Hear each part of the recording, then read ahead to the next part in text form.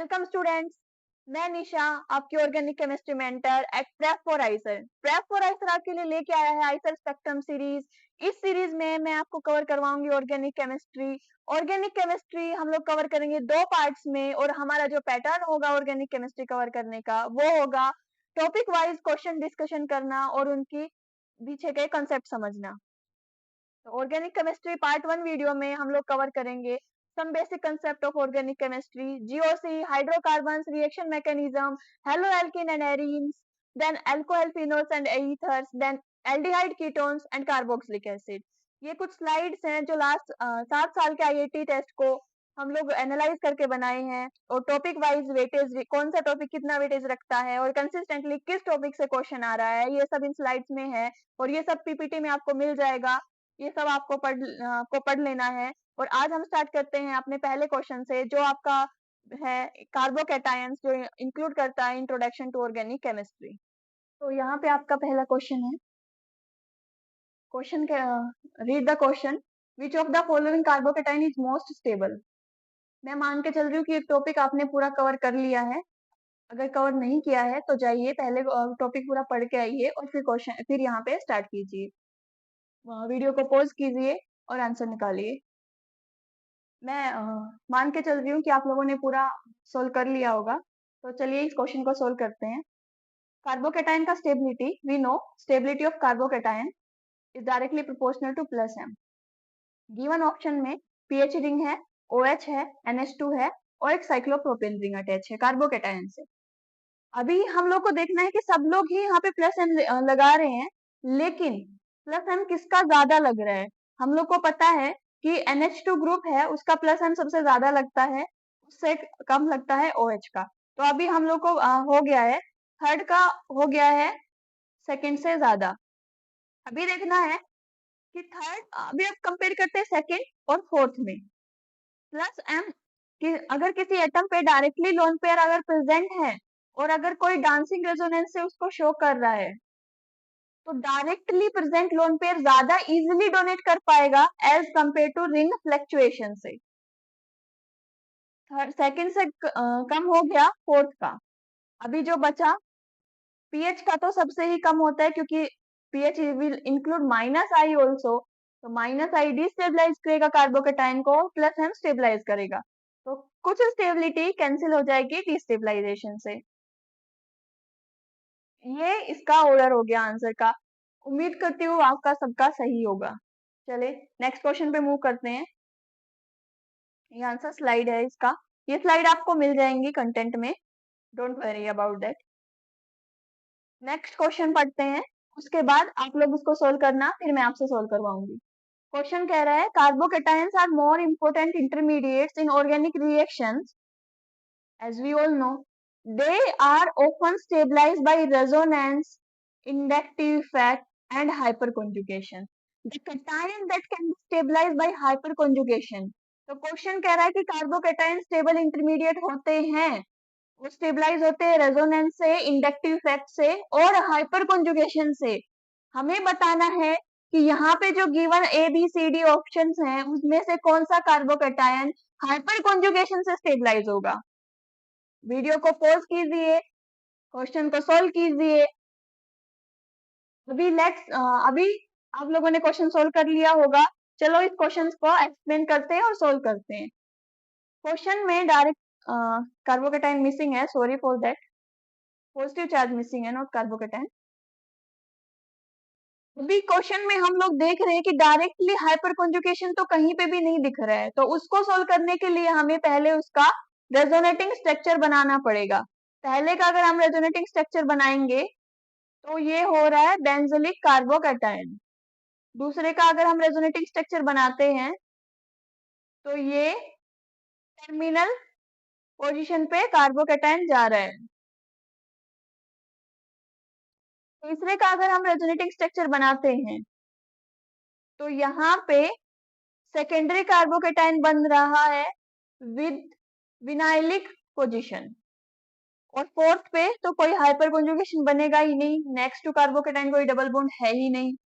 तो डी में हमारा एलिमिनेट हो गया है कि डी में कोई भी हाइपर कॉन्जुगेशन नहीं है। बात करते हैं बी की। बी में भी कोई हाइपर कंजुगेशन नहीं है, कोई हाइपर कंजुगेशन है ही नहीं। डायरेक्टली कार्बोकेटाइन से कोई sp3 का हाइब्रिडाइज कार्बन अटैच है ही नहीं। यहाँ पे जो अटैच है वो carbon attach to sp2 carbon carbocation से अटैच है, तो इसमें भी कोई हाइपर कंजुगेशन इफेक्ट नहीं लगेगा। ए में भी कोई हाइपर कंजुगेशन नहीं है। ऑप्शन बचा आपके पास C. C will be your correct answer.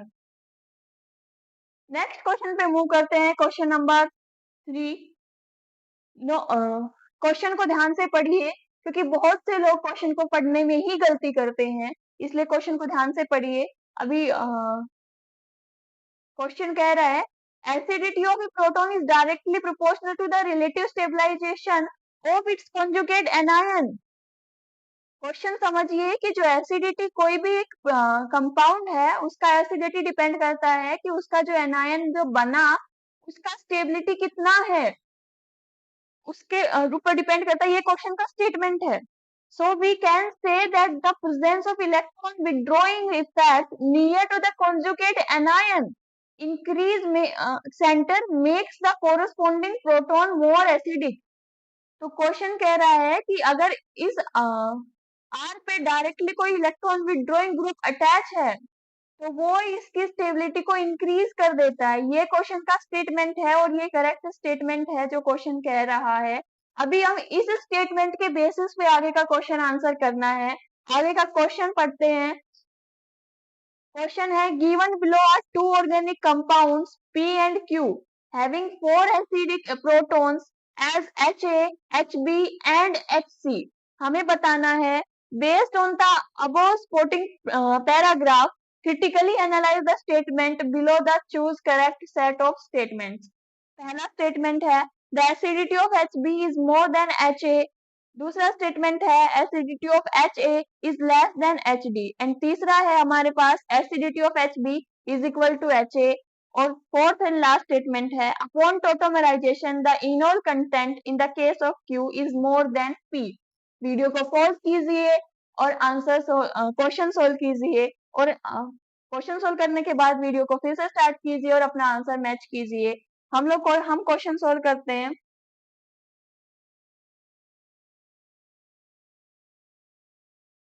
Question कह रहा है हमारे पास, स्टेटमेंट हमने पढ़ लिया है। स्टेटमेंट है कि जो एनायन है, एनायन फॉर्म्ड है after acid removal of acidic proton if electron withdrawing attach to directly to that will be more stabilised.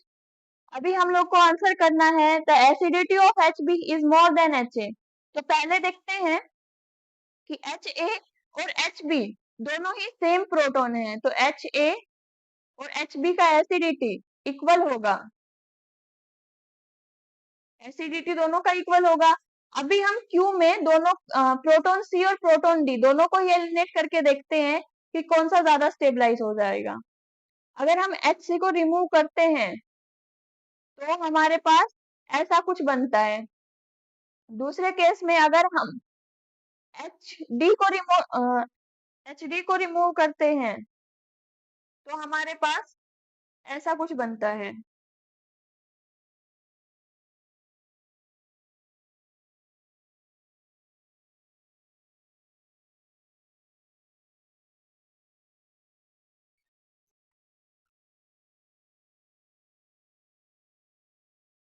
हम यहाँ पे क्वेश्चन सोल्व करते हैं। Ha और Hb का हमने देख लिया है, एसिडिटी इक्वल है। ये हमारे पास एक स्टेटमेंट आ गया है क्वेश्चन सोल्व करने के बाद। दूसरा है अगर हम Hc को रिमूव करते हैं तो हमारे पास ऐसा कुछ कंपाउंड बनता है। और अगर हम Hd को अगर रिमूव करते हैं तो हमारे पास बनता है ये। अभी हम लोग को देखना है, स्टेटमेंट बोल रहे हैं कि जितना ज्यादा इलेक्ट्रॉन विथड्रॉइंग ग्रुप होगा उतना ही ज्यादा हमारा एसिडिक होगा। मूविंग टू हमारे statement Hb is more than Ha। Acidity of Hb is more than Ha, ये तो गलत हो गया क्योंकि दोनों पे ही सेम ही बन रहा है, दोनों को अगर रिमूव करेंगे तो। दूसरा स्टेटमेंट है acidity of Ha is less than Hd। Acidity of Ha is less than Hd। HA को रिमूव करने पर हमारे पास क्या बना था? HA को रिमूव करने पर हमारे पास ऐसा कंपाउंड बना था। और HD को रिमूव करने पर हमारे पास कैसा कंपाउंड बना है? ये। इलेक्ट्रॉन विड्रॉइंग ग्रुप ज्यादा किसमें लगे हैं? H। हमारे पास इलेक्ट्रॉन विड्रॉइंग ग्रुप ज्यादा लगे हैं Q में। तो हमारा ज्यादा एसिडिक कौन सा हो जाएगा? HD। तो acidity of HA is less than HD, ये स्टेटमेंट आपका करेक्ट है। नेक्स्ट स्टेटमेंट की तरफ बढ़ते हैं। The acidity of HB is equal to acidity of HA, ये हम पहले ही देख चुके हैं कि ये सही है। Next, upon tautomerization the enol content in the case of Q is more than P, सही बात है भाई। देखो अगर टोटोमराइज होगा तो टोटोमेरिज्म कुछ ऐसा बनता है, ये स्टेबलाइज है यहाँ पे एक इलेक्ट्रॉन विड्रॉइंग से। लेकिन अगर हम इसमें P में अगर बनाते हैं, P से अगर हम लोग टोटोमर बनाते हैं तो हमारा टोटोमर कुछ ऐसा बनता है। इसमें कोई स्टेबलाइजिंग ग्रुप है नहीं, तो हमारा स्टेटमेंट सही हो जाएगा। हमारा कौन कौन सा स्टेटमेंट सही हो गया? 2, 3, 4, तीनों स्टेटमेंट हमारा सही हो गया। नेक्स्ट क्वेश्चन की तरफ बढ़ते हैं। The correct order of acidity is, हमारे पास हमें दिया है मीथेन दिया है, हाइड्रोजन पेरोक्साइड दिया है, HCN दिया है और HHCN दिया है। अभी आप लोग को बताना है एसिडिटी ऑर्डर कौन सा किसका करेक्ट है। होप तो आपने क्वेश्चन कर लिया होगा। प्रीवियस जो स्टेटमेंट है वो बिल्कुल एग्जैक्ट फैक्ट है कि जित एसिडिटी उतना ही ज्यादा होगा किसी का, जितना ज्यादा उसका कॉन्जुगेट एनायन स्टेबल होगा। अभी हम कॉन्जुगेट एनायन बना के देखते हैं। हमारे पास जो पहला जो कंपाउंड है हमारे पास C2H2, C2H2 जो बनाएगा ऐसा आफ्टर गिविंग अ प्रोटॉन। दूसरा हमारे पास पेरोक्साइड है, पेरोक्साइड एनायन बनेगा, कॉन्जुगेट एनायन, और HCN का कॉन्जुगेट CN बनेगा और HCN का ये बनेगा। सबसे ज्यादा स्टेबलाइजिंग इफेक्ट किस में है? HCN में, then CN, then peroxide and then peroxide सबसे लेस स्टेबल होगा। दो ऑक्सीजन बॉन्ड है, ऑक्सीजन पे नेगेटिव चार्ज है, लेस स्टेबल होगा। तो हमारा आंसर सबसे ज्यादा सही कौन सा हो जाएगा? सी, सॉरी नॉट सी, आंसर सबसे सही होगा डी। ऐसे HCN के सबसे ज्यादा HCN के सबसे ज्यादा, HCN के उससे ज्यादा कम, then acetylene and then. Next question पे मूव करते हैं। आपको बताना है कि the most basic nitrogen among Na, Nb and Nc in the following structure is. तो क्वेश्चन सॉल्व कीजिए। क्वेश्चन सॉल्व, आपने आंसर निकाल लिया है। Let's see what is the answer. Nc is sp3 localized nitrogen. Nb is sp2 delocalized, and Na is sp2 localized. So the order for this is sp3 localized, that most basic is sp3 localized, मतलब अगर ज्यादा lone pair present है तो ज्यादा दे पाएगा, अगर नहीं है तो कैसे ही देगा। तो Nc is most basic, then Na sp2 localized, lone pair are available for donation, then Nb there is no lone pair for available. So this is the basic order, increasing basic order for the Nb and Na, Nb and Nc. Here is the answer. So the increasing order. Here is the question. Question says the stability order of two chloroethanols, three primary conformation, eclipse anti and gauge in increasing order is. उसके लिए हम लोग को पहले 2 क्लोरोइथेनॉल का structure बनाना पड़ेगा, और 2 क्लोरोइथेनॉल का किसी भी कंपाउंड का इक्लिप्स, गोच, एंटी, कोई भी अगर कंफर्मेशन जानना है तो हम उसको न्यूमैन प्रोजेक्शन से ड्रॉ करते हैं। पहले इसको हम न्यूमैन प्रोजेक्शन पे ड्रॉ करेंगे। तो न्यूमैन प्रोजेक्शन पे ड्रॉ करने से हमारे पास तीन तरीके से हम उसको न्यूमेन प्रोजेक्शन पे ड्रॉ करेंगे। पहले हम लोग ड्रॉ करते हैं, फिर हम लोग उस क्वेश्चन को सोल्व करते हैं।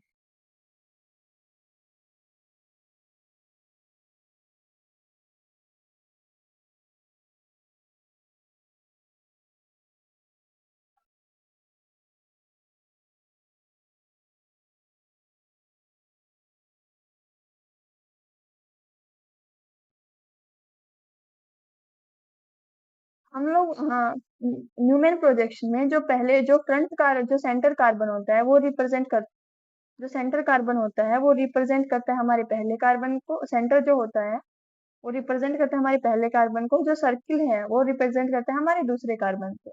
तो इस कार्बन से अटैच है हाइड्रोजन हाइड्रोजन, पीछे वाले कार्बन से अटैच है क्लोरीन, हाइड्रोजन और हाइड्रोजन। ये है हमारा न्यूमेन प्रोजेक्शन 2 क्लोरो इथेनॉल का। एंड इट इज एंटी, क्योंकि दोनों ही मेजर ग्रुप जो बल्कि ग्रुप है वो एक दूसरे के एंटी में है। ये है एंटी। और इधर अगर दोनों ही मेजर ग्रुप एक दूसरे के बिल्कुल अपोजिट साइड में आ जाए, एक दूसरे के बिल्कुल ही पास पास में ऐसे आ जाए, तो वो होता है इक्लिप्स। और एक प्रोजेक्शन में अगर दोनों ही ग्रुप एक दूसरे के इधर स्लाइटली पास में हो, 60 डिग्री के एंगल पे हो, अगर दोनों ही ग्रुप एक दूसरे के 60 डिग्री पे एंगल पे हो, तो ये होता है गोच। अभी एंटी में एक्लिप्स में डिस्टेबल होता है क्योंकि दोनों ही बल के ग्रुप एक दूसरे को रिपेल करते हैं। बट एंटी में ऐसा नहीं होता है, तो anti is slightly stabilize than eclipse. But gauche में ना ही रिपल्शन होता है, और यहाँ पे हाइड्रोजन प्रेजेंट होने पे साइड में जो 60 डिग्री पे एक हाइड्रोजन प्रेजेंट है वो इसका हाइड्रोजन बॉन्डिंग से स्टेबलाइज कर देगा, जो स्लाइटली स्टेबलाइज हो जाएगा देन एंटी। तो सबसे ज्यादा स्टेबल होगा गोच, फिर उसके बाद एंटी और फिर इक्लिप्स। तो कमिंग टू द क्वेश्चन, सबसे ज्यादा स्टेबल होगा गोच।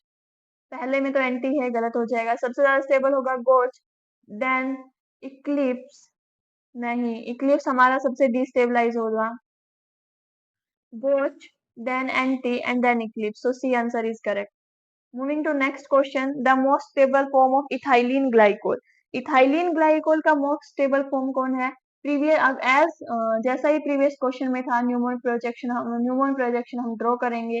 न्यूमन प्रोजेक्शन में तीनों ही anti gauche, complete eclipse and partial eclipse. So anti goes or complete. Moving to next question. According to IUPAC system of nomenclature, what is the correct decreasing order of importance for the functional group of organic compound? Organic IUPAC के according कौन सा सबसे ज्यादा important होगा, फिर उससे कम होगा, फिर उससे कम होगा, फिर उससे कम होगा, देखना है। तो आईपैक क्या कहता है कि हमारे पास जो कार्बोक्सिलिक एसिड है उसका प्रायोरिटी सबसे ज्यादा होगा, देन सल्फोनिक एसिड होगा, देन अमाइड होगा, एंड देन एल्डिहाइड होगा। तो आंसर क्या हो जाएगा? A answer will B correct.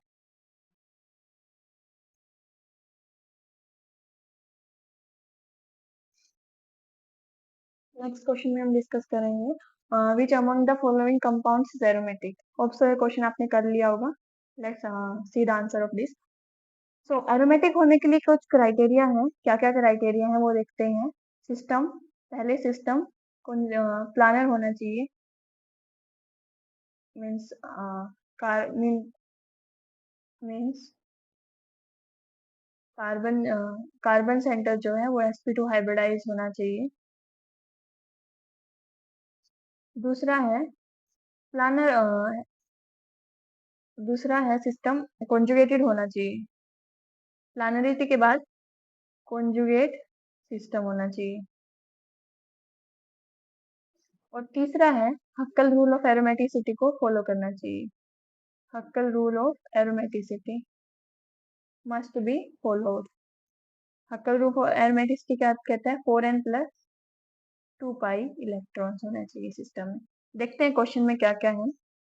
पहला criteria system planar means sp2 hybridise होना चाहिए, नहीं प्लानर नहीं है, दूसरा भी प्लानर नहीं है, तीसरा प्लानर है, चौथा भी प्लानर है, दोनों ही कॉन्जुगेटेड हैं, ये भी कॉन्जुगेटेड है। अभी देखते हैं कि हम 4n+2 पाई इलेक्ट्रॉन का को फॉलो कर रहा है कि नहीं कर रहा है।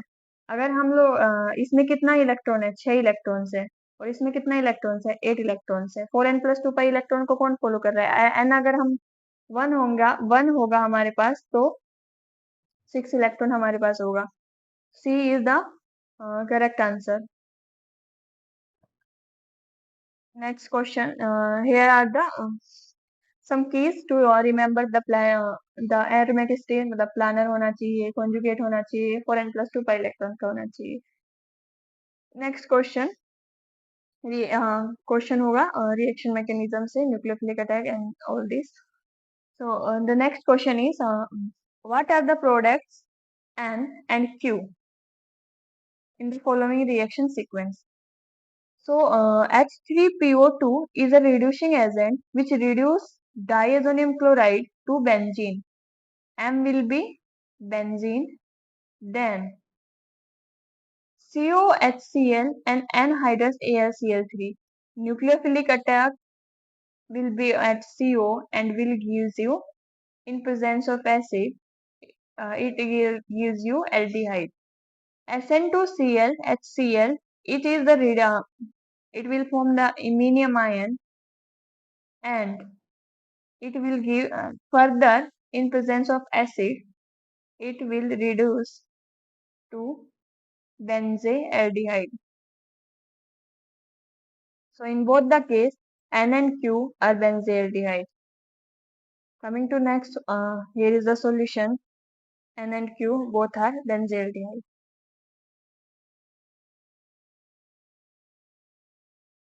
Which one amongst the following is most efficient way of synthesizing N-propyl benzene? Questions देखते हैं, हमें N-propyl benzene बनाना है, किस किस तरीके से बना सकते हैं। पहले तरीके से बना सकते हैं, दूसरी से following methods. So now we will discuss about और इन डिटेल्स। तो हम लोग सेकंड से स्टार्ट करते हैं। Second is Friedel craft alkylation reaction. आपको पता है कि फ्रीडल क्राफ्ट एल्काइलेशन में कार्बोकेटायन बनता है और न्यूक्लियोफिलिक अटैक होता है बेंजीन से। तो पॉसिबल है कि not n propyl benzene isopropyl benzene बने, एन प्रोपाइल बेंजीन बने, दोनों पॉसिबिलिटी है। हमें क्या चाहिए, मोस्ट एफिशिएंट वे मीन्स हमारा पास दूसरा प्रोडक्ट ना बने, मेजरली 99% हमारा डिजायर्ड प्रोडक्ट बने, बट यहाँ पे तो दोनों मिक्सचर ही बन रहे हैं। Third is also kind of, third में भी जो हमारा प्रोपेनॉल है, एन प्रोपेनॉल है,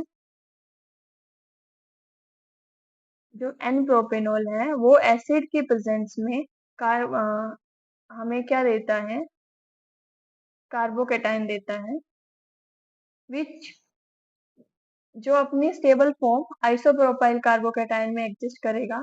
तो थर्ड भी हमें क्या देगा, मिक्सचर ऑफ प्रोडक्ट्स। फोर्थ भी पॉसिबल है, fourth first the nucleophilic attack on proton gives us isopropyl plus n-propyl carbocation mixture. Fourth में भी हमें मिक्सचर मिलेगा। अभी फर्स्ट का मैकेनिज्म अगर डिस्कस करते हैं, तो फर्स्ट के मैकेनिज्म में हमारे पास है benzene, then fluoride, then anhydrous AlCl3. Benzene will give the nucleophilic attack on the carbonyl, and then it will form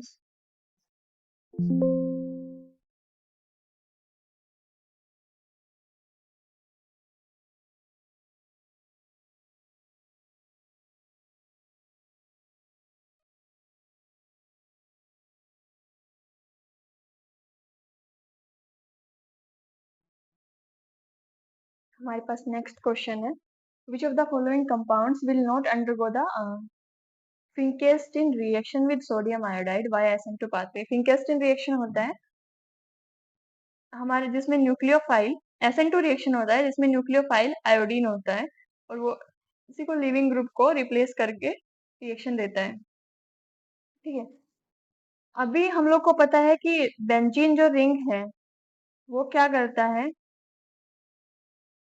nucleophilic substitution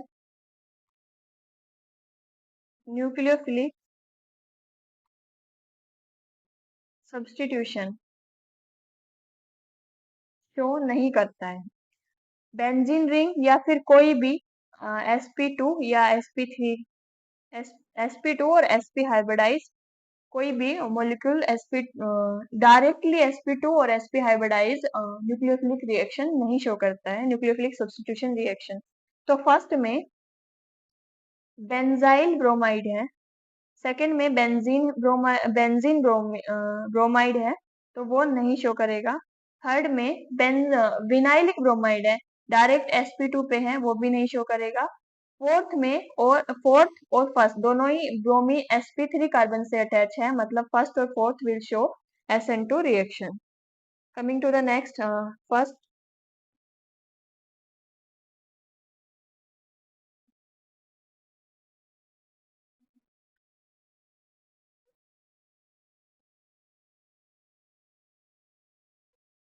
question क्या था, will not undergo. Question is will not undergo, that means we first and fourth will go the SN2 reaction, but second and third will not go. So first D will be wrong,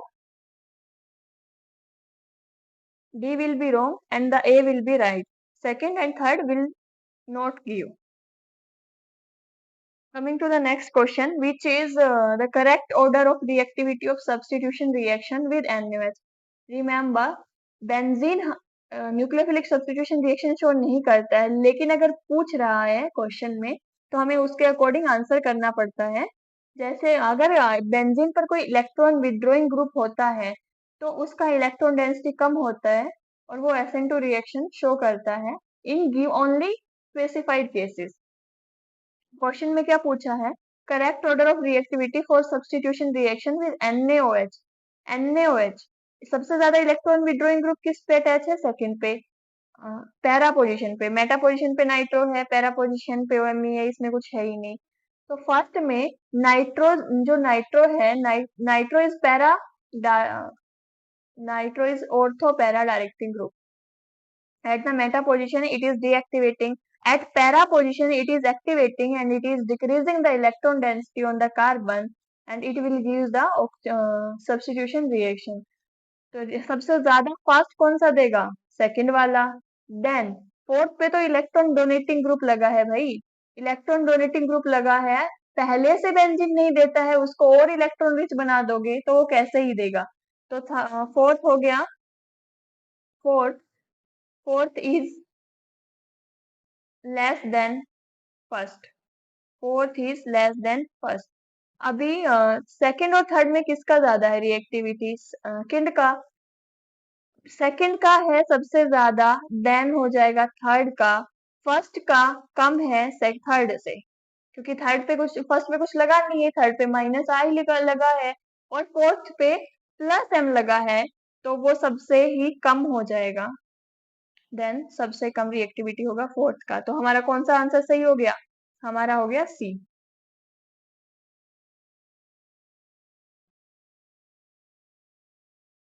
answer हो गया सी।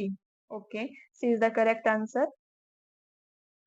कुछ mistake है भाई इसमें, because plus M जो है वो इसको डिस्टेबलाइज करेगा। आंसर प्रिंटिंग में कुछ मिस्टेक है, ऑर्डर होगा second, third, then first and then fourth. Next question, the major product P of the following reaction is. HBr के साथ रिएक्शन है, सिंपल मार्कोनिक्स ऑफ एडिशन लगेगा। First first after attacking nucleophile और bromine, sorry, after attacking of nucleophile over hydrogen, it will form carbocation at benzylic position. देखो carbocation दोनों ही बनेगा, but Markovnikov's of addition rule क्या कहता है कि हाइड्रोजन कहाँ पे जाएगा, जहाँ पे ऑलरेडी हाइड्रोजन ज्यादा है। लेकिन यहाँ पे तो दोनों ही केसेस में हाइड्रोजन बराबर है, तो यहाँ पे हम किस पे डिफाइन करेंगे, स्टेबिलिटी ऑफ कार्बोकेटाइन के बेसिस पे। अगर हम लोग अगर डायरेक्ट प्रोटॉन अटैच होता है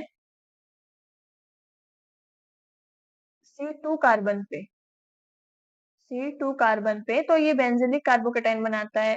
और अगर कार्बोकेटाइन बनता है C3 पे, which is stabilise by only this bulk this plus I group, but यहाँ पे रेजोनेंस ग्रुप से भी स्टेबलाइज होता है पीएच से। तो सबसे ज्यादा स्टेबल कौन सा बनेगा, ये कार्बोकेटाइन बनेगा। इसके इंटरमीडिएट के थ्रू जो प्रोडक्ट बनेगा वो होगा हमारे पास A. So correct answer will be A. A is the correct answer. Okay, thank you. आज के लिए इतना ही। अगर एक्चुअली ये मेरा फर्स्ट वीडियो था, अगर कुछ प्रॉब्लम हुआ हो, मिस्टेक हुआ हो, तो sorry for that, and keep reading, keep solving the question.